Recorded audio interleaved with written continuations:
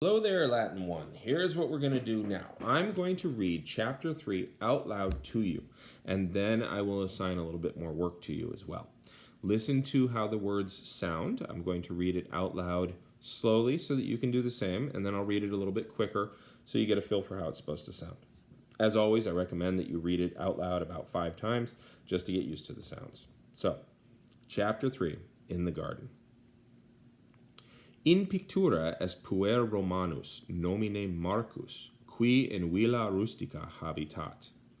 Etiam in pictura est alter puer, nomine Sextus, qui in eādem villā rusticā habitat. Marcus et Sextus sunt amici. Hodie pueri in horto clamant et rident quod laeti sunt.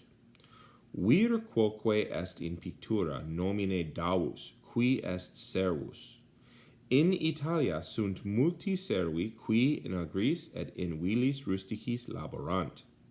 Pueri sunt Romani, sed Davus non est Romanus. Est vir Britannicus, qui iam in Italia laborat. Sextus et Marcus, quod sunt pueri Romani, non laborant.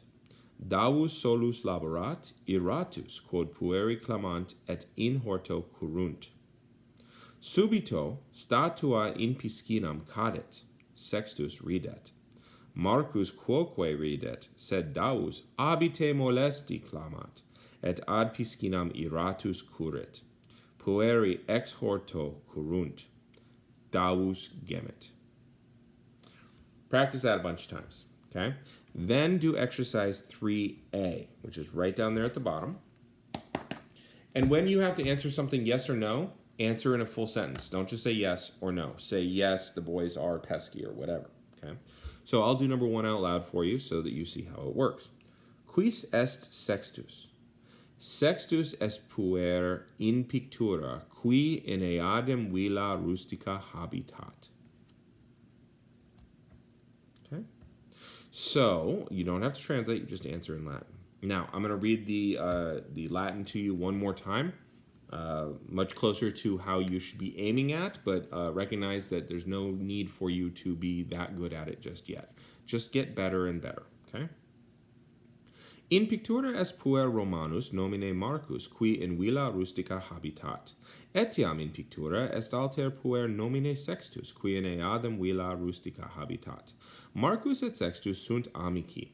Hodie pueri in horto clamant et rident quod laeti sunt. Vir quoque est in pictura nomine Davus, qui est servus. In Italia sunt multi servi qui in agris et in villis rusticis laborant. Pueri sunt Romani, sed Davus non est Romanus. Est vir Britannicus, qui iam in villā laborat. Sextus et Marcus, quod sunt pueri Romani, non laborant.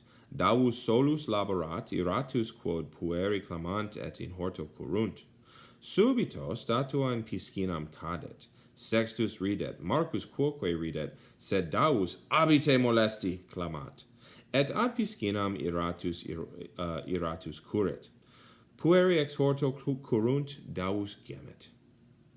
So that's how it should sound. All right. Cool. Next, so I'm telling you to do 3A. I gave you an example just before I read that thing. And the next chapter, I will translate aloud for you and then assign other work for you as well. As always, don't do all the assignments all at once and send them to me in one big document. That will break me. So you should have already turned in 3D, 3B, and 3C. If you don't, you go ahead and turn them in today and then do 3A on a separate file. All right? Great. I'm going to hit the button.